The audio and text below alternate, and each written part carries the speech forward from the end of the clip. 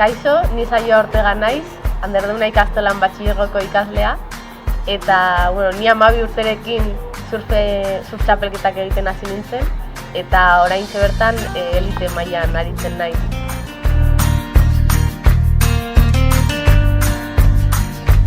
12 urterekin hasi nintzen surf txapelketak egiten, eta DBH 3. eta 4. mailan hasi nintzen nire lehenengo txapelketa internazionalak egiten, eta horrek suposatzen zuen kanpora bidaiatu behar izatea eta klase egun asko galtzea.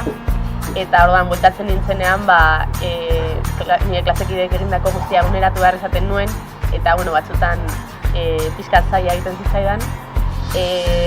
Eta DBH 4 bukatzerakoan nik argi neukan surfarekin jarraitu nahi nuela, baina aldi berean batxilergoa egin nahi nuela, hori argi neukan, eta baina banekien batxilergoa DBH baino askoz exigenteagoa izango zela, eta orduan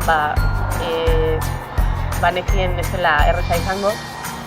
Orduan aukera ezberdinak bilatzen hasi ginen, eta ikastolan galdetu nuen beraiek ea beste aukeraren bat eskaini zidaten, eta esan zidaten aukera nuela batxilergoa 2 urtetan egin beharrean 3 urtetan egiteko. Eta orduan banatuko genituen 2 urtetan egin behar diren ikasgai guztiak 3 urtetan. Eta azkenan erabaki nuen aukera hori hartzea, eta uste dut erabaki hona izan zela.